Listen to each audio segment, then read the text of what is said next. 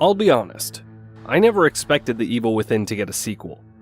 That's not to say I'm not excited for the follow-up. I love survival horror games.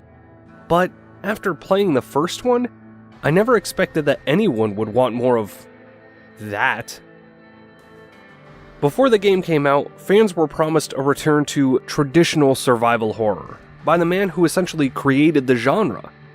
We were promised something more than jump scares and monster closets. We were promised something more than a simple retread of Resident Evil 4. What we got was a generic by-the-numbers action horror game that failed to be consistently scary on even the most basic level. Seriously, for a supposed return to true survival horror, The Evil Within just isn't scary.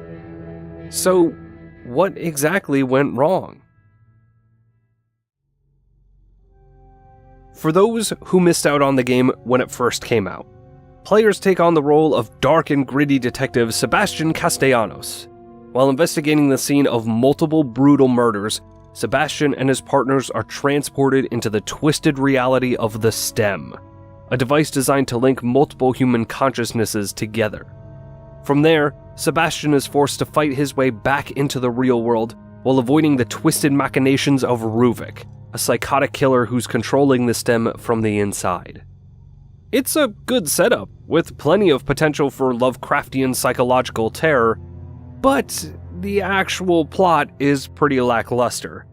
There's talk of everything from corporate espionage to twisted medical experiments, but the moment-to-moment narrative doesn't go much further than, we have to get out of here. If the story has any redeeming quality, it's that the voice actor who played Sebastian is a true artiste and delivers what is easily one of the greatest VO performances of our lifetime. Is that it? Doc, no, don't. Looks like I have to get down. How many of these things are there? What is it with this sound? Well, I never put a gun to my head. We need to get out of here. I better get out of here. I made it. I can't believe it. Was that someone else's memories? So, the story itself isn't anything special. But as many other games have shown, a strong set of core gameplay mechanics can more than make up for a mediocre plot. Yeah, about that. Playing The Evil Within is a chore at best and infuriating at worst. Anyone hoping that The Evil Within would do something more than rip off Resident Evil 4's gameplay will be sorely disappointed. Nothing about the mechanics make any meaningful advances over the 2005 classic. In fact, The Evil Within actually takes a few steps backwards. First and foremost, the controls are god-awful on a fundamental level. Okay, sure, walking around and stuff is fine, but something as simple as aiming a gun shouldn't be this frustrating. For whatever reason, the developers thought it was a good idea for the camera to zoom in all the way on Sebastian's hands whenever he takes aim. That might not sound like a big deal, but whenever enemies start rushing the player, i.e. all the time, they're damn near impossible to keep up with, even after pushing the aim sensitivity up. And since Sebastian's only close-range defensive maneuver is this incredibly weak punch that tends to miss anyways, it's almost always better to run away, turn around, and take aim again. As a result, fights drag out into this stupid little game of cat and mouse, rather than giving players control over the flow of combat.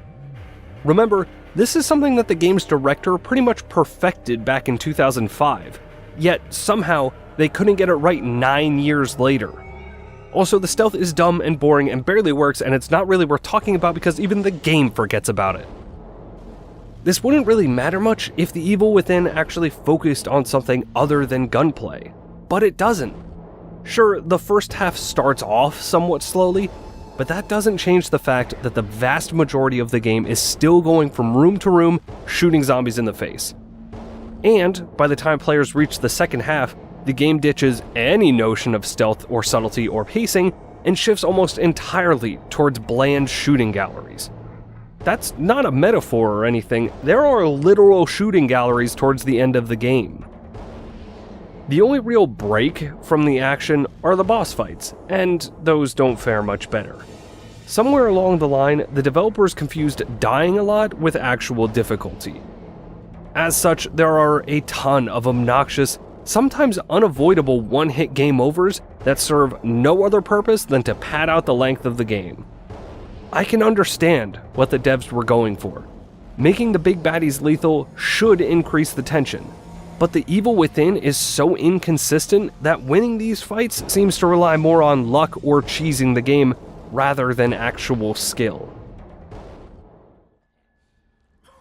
Okay, so the gameplay sucks butt.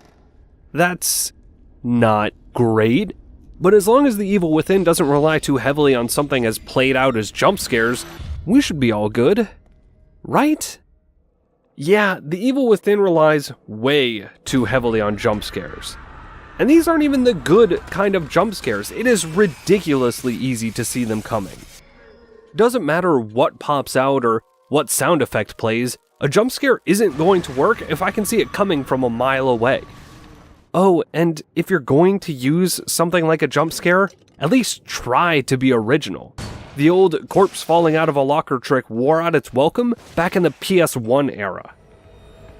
The monster design isn't anything to write home about either. The designs themselves may be original, but the concepts behind them are not. Survival horror is no stranger to zombies or giant monsters made up of extra body parts, and that's really all the evil within has to offer. It's like a checklist of different tropes. There's the guy with the chainsaw, there's the ghost girl with the long hair, there's monster with the machine for a head, the list goes on. It's not that these designs are objectively bad, it's just that they've been done so many times before that it's hard to be scared of them. Oh no, another giant mutated dog. Whatever shall I do? Otherwise, well, it might sound weird, but the evil within doesn't really try to be scary. I know that being scary is subjective, and I know that I literally just talked about how the game tries to be scary, what with the jump scares and the spooky monster designs, but in between those moments, there's not a whole lot going on. There's a surprising amount of downtime, and more often than not, the game seems fine with turning out the lights and hoping that it's enough to scare players. Spoilers, it's not. To be fair, the evil within isn't a complete flop. When the graphics engine isn't struggling to keep up, the game is host to some absolutely stellar lighting, and the music, though rare, does add to the atmosphere. And, admittedly, the evil within does have a few decent scares up its sleeve. There are moments when the game quiets down and gives the scares the time they need, and they're great. One of the first sequences in the game, where Sebastian has to evade one of the chainsaw butchers without access to any of his weapons, is a great example of what the developers could have done throughout the rest of the game. There are a few great enemy reveals too, where players have to put things together themselves. Watching a wheelchair scoot across the floor on its own and realizing that you're not alone anymore is scarier than any music stinger could possibly be. Even the otherworldly transitions between levels can do a good job of keeping players on their toes.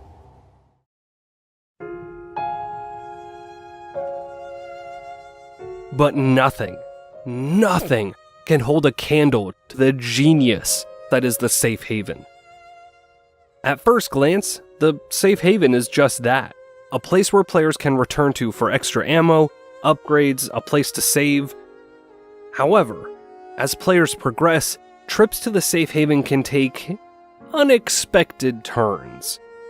You may think you're headed back to a stress-free checkpoint,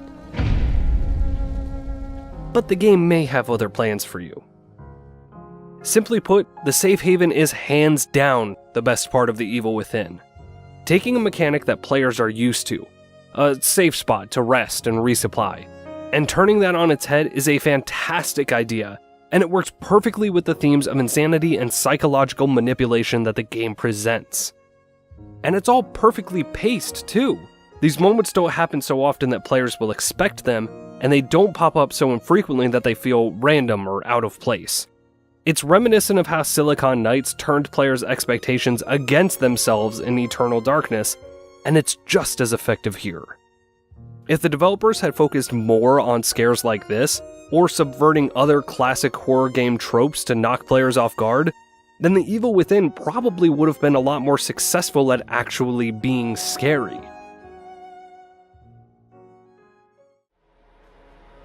To put it bluntly, The Evil Within failed. It failed to be a horror game, it failed to be an action game, and it failed to be anything worth playing. The gameplay isn't just bad, it's constantly ruining the immersion that's critical for building suspense. The scares themselves are repetitive, predictable, and ineffective. Even the idea that it's supposed to be scary falls apart towards the end of the game. I mean, The Evil Within isn't 100% awful. The safe haven is a testament to the dev team's potential, but moments like this are far too rare to make up for everything else the game does terribly. Look, I really wanted to like The Evil Within. On paper, it sounds like everything I could ever want from a modern survival horror game. But when it came to making a game that's actually scary, the devs missed the mark in almost every conceivable way. Here's hoping that The Evil Within 2 focuses a bit more on actual scares and less on body counts or crafting systems. Because let me tell you, it's been far too long since I've played a legitimately scary horror game. As always, thank you guys so much for watching. I kinda had to power through a cold to get this video up, but it's something I really wanted to talk about, especially with the sequel coming out. I know this video was a little bit different, I hope you guys enjoy it. I know a lot of people out there like The Evil Within, I'm sorry, but it's not very good, but I hope you like the video anyways. And if you did really like the video, maybe you can, share it on social media, like on Facebook and Twitter and Reddit and, Tumblr? I don't know. I do have my next couple videos lined up already, so if you want to see those as soon as they're uploaded, you can go ahead and hit that little subscribe button. It's what all the cool kids are doing.